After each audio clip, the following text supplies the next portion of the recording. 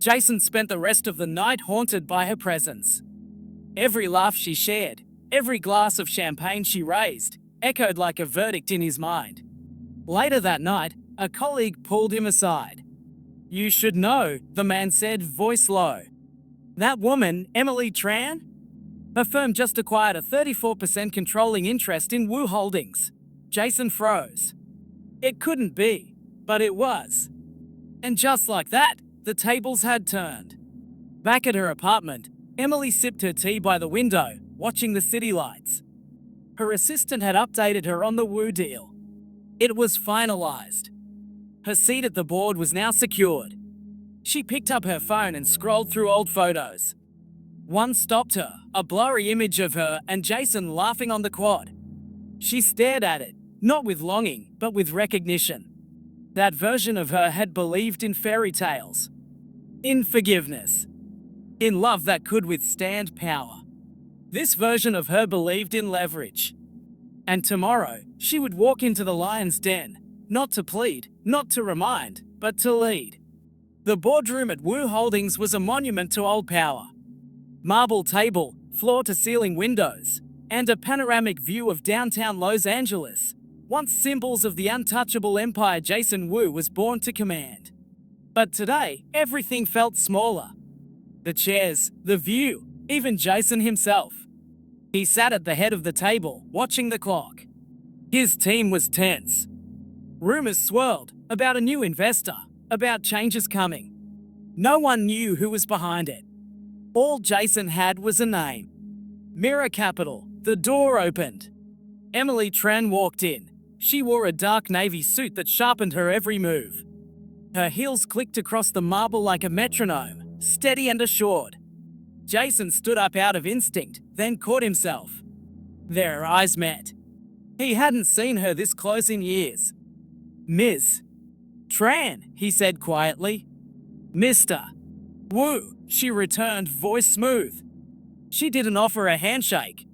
"Shall we begin?" she asked, glancing around the room. Her tone was professional, detached. But to Jason, every word cut deeper than any accusation. Emily began the presentation. Her firm now owned a 34% controlling interest in Wu Holdings. More than enough to demand restructuring. More than enough to change everything. Jason listened, jaw clenched, as she walked through their weaknesses, inefficiencies, and past mistakes, delivered with calm precision. She knew the company better than some of his senior VPs. When she finished, silence fell over the room. "What exactly are you proposing?" Jason asked finally. Emily clicked the presentation remote and turned to face him. "A leadership transition. Effective immediately." Shock rippled around the table. "You want me out?" he said. "I want results." "This isn't personal," she replied. He laughed bitterly. "Isn't it?" Emily's eyes didn't waver. "No. It was personal 5 years ago. When I was the one begging. When I was the one on her knees. This is business. And you're no longer the only one who knows how to run one." Jason stood, fury bubbling under his calm exterior. "You came here to humiliate me. I came to save what you couldn't," Emily said. "Don't flatter yourself." The board members glanced at each other, unsure where to look. Power was shifting. Not gradually, but violently, with precision. "I'll fight this," Jason said, voice low. Emily stepped closer. Just enough that only he could hear. "You thought I knelt for you," she whispered. "I knelt for love. But love, unlike me, doesn't beg twice." Then she turned and walked out, her assistant already coordinating follow-ups. Jason sat back down. The room spun. The empire his father built, the legacy he thought was his by right, had been seized, and not by a rival, but by the woman he once believed was beneath him. She hadn't returned for revenge. She had returned to lead. And now, he was the one left to kneel. The rain had returned to Los Angeles. Not the kind of romantic drizzle seen in films, but a relentless, grey curtain that blurred headlights and turned high-rises into fading silhouettes. Jason Wu stood at the massive windows of his penthouse, watching the city smear into shadow. Behind him, silence. No assistants. No advisors. Just the echo of his own footsteps on marble floors that once felt invincible. He hadn't been back to the office in 2 days. The board had approved the restructuring. Emily Tran was now chair of the strategy committee and de facto decision-maker in his family's empire. A few of his longtime allies had tried to push back, but even they recognized the tide. Emily wasn't just winning. She had already won. Jason sipped his scotch, the glass trembling slightly in his hand. His phone buzzed. He ignored it. Then came a memory, uninvited and sharp. The sound of her voice 5 years ago, cracked and pleading. The feeling of her hand in his, cold and shaking. The way he had let go. He put the glass down, walked across the penthouse, and opened the safe behind the painting. Inside, beneath deeds and confidential documents, was a small envelope, yellowed at the edges. Inside it, a photo, him and Emily, on the lawn at Kingsley, laughing. He hadn't looked at it in years. He closed the safe. Then he called her. No assistant. No layers. Just her direct line. Emily, he said, voice quieter than he intended. I know I have no right to ask. But, can we talk? A pause. Then, come to me. Now. No entourage. Click. Half an hour later, Jason stood in the rain outside her minimalist house in the hills, small, refined, and precise, just like her. She opened the door without ceremony. She wore no makeup, no heels, just a dark sweater and silence. He stepped in, dripping. She didn't offer a towel. He stood there, drenched and defeated. I thought I had time, he said, to fix things. To find a way back before you took everything. Emily crossed her arms. You mean before I claimed what I earned? He nodded. I didn't come here to ask for the company, he said, or for favors. I came for something I don't deserve, but still hope you'll hear. She waited. I came to say I'm sorry. And then he did it. He dropped to his knees.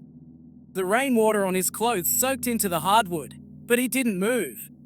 I'm sorry I let you go, he whispered. Sorry I made you beg. Sorry I was too weak to stand beside you. Everything I thought was strength, money, name, legacy, meant nothing the moment you walked out of my life. Emily looked down at him. Her face was unreadable. Do you remember what I said that night? She asked. Jason nodded. You said you knelt for love. She stepped forward. I believed you then. But I also believed you'd fight for me. You didn't. You walked away because love cost too much. And now you kneel. Because you finally understand the price? I do, he said. And I don't expect forgiveness. But I needed you to see me fall. Because it's the only truth I have left. Emily turned away for a moment, her hand resting on the edge of the kitchen counter. Then she whispered, I wanted your heart. You wanted the world. Now you have neither.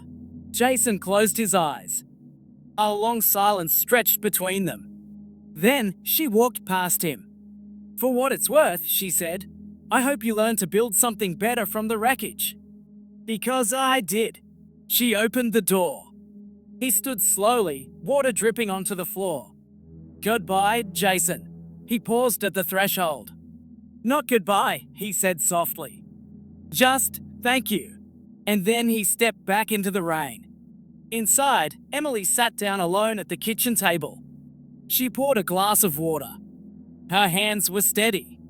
Outside, Jason walked down the driveway. No car in sight, no umbrella in hand. Only the storm, and the beginning of something different. 2 months had passed since Jason Knelt in Emily Tran's home. Since then, the world hadn't stopped, but it had changed, quietly, meaningfully. Jason had stepped back from the front-facing operations of Wu Holdings, choosing instead to rebuild from the shadows. He worked with younger managers, listened to employees on the ground floor, and spent mornings at the community outreach wing his father never cared about, where once he led by inherited authority, now he led by earned humility.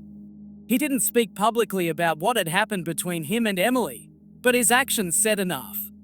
Gone were the high-profile parties, the media appearances, the obsession with preserving a dynasty that was no longer his to guard. What remained was a man with sleeves rolled up, shoulders squared, and eyes finally open. And Emily noticed. She had watched from a distance, never interfering. She saw him decline a media opportunity that would have framed him as a redemption story.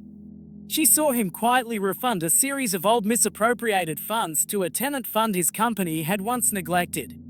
He didn't make speeches. He made decisions. That alone was enough to make her curious. The final gala of the year was held atop one of the new skyscrapers her firm had helped finance. It wasn't meant to be personal, but for both Emily and Jason, it was. That night, they would be in the same room once more. Emily arrived in silver satin, statuesque, cool. When she entered, conversation dimmed for a breath. Everyone noticed her. Everyone always did now. Jason arrived an hour later, simple suit, no entourage, no press.